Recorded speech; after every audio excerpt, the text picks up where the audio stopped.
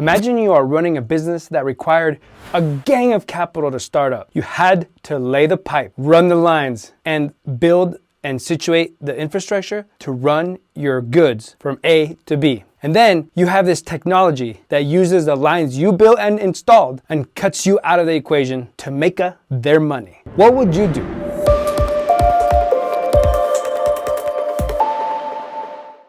Hello, and welcome back to the Drone Quote YouTube channel. I'm your host, Sinue. In today's video, we will cover how utilities have been fighting the adoption of renewable energy and what it means for you. Utilities in the United States continue to resist renewable energy. There are no two ways about it. Given that the publicly owned utilities are known to have deep pockets, they can wage a multi-pronged war against renewables. Granted, I will admit that if you objectively look at the big picture, you can see why the utilities would push back. It all comes down to self-preservation, doesn't it? With all that feria that utilities keep, the suits in charge have the capital to do the thing that they do best on Capitol Hill, lobby. The lobbying protects their interests and helps them continue getting paid. This leads to legislation that imposes restrictions on the growth of renewables or is otherwise more favorable to the utility. Some utilities have taken legal action against state or local governments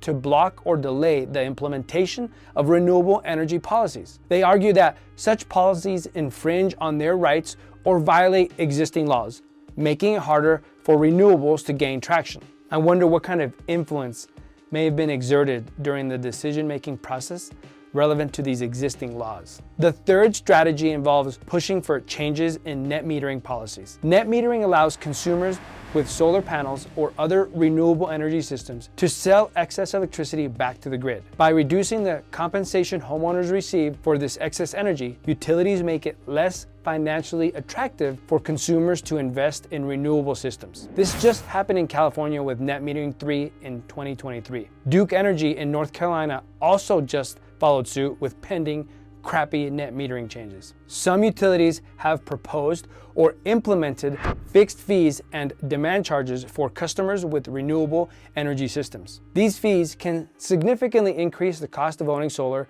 or wind systems, deterring potential customers from investing in renewable energy. Another form of demand charge is known as time of use, and as the name implies, the price is factored according to the time of electricity usage. Moving on to the fifth strategy, utilities can discourage renewable energy adoption by making the grid interconnection process slow, complicated, and/or expensive. This can be particularly problematic for financed solar panel systems because the payments start to come due while the utility sits on their hands. Now, you're stuck with a power bill and a solar loan payment. Case in point, Xcel Energy in Colorado was recently under threat of hefty fines for delaying solar project applications because of reasons.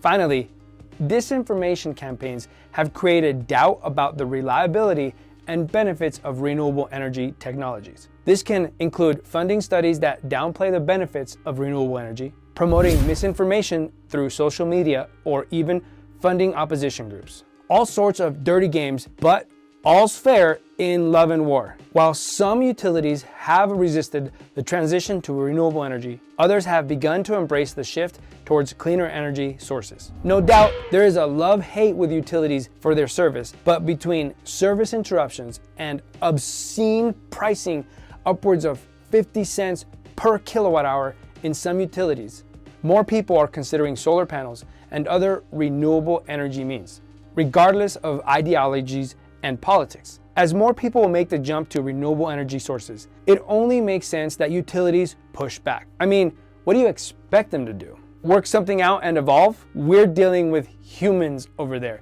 Temper your expectations, good sir. There's a reason why Sears and Kmart are still household names. Anyhow, there's that. If you liked it, you know what to do. If you didn't, please tell me in the comments below. Until next time, hasta la vista, baby.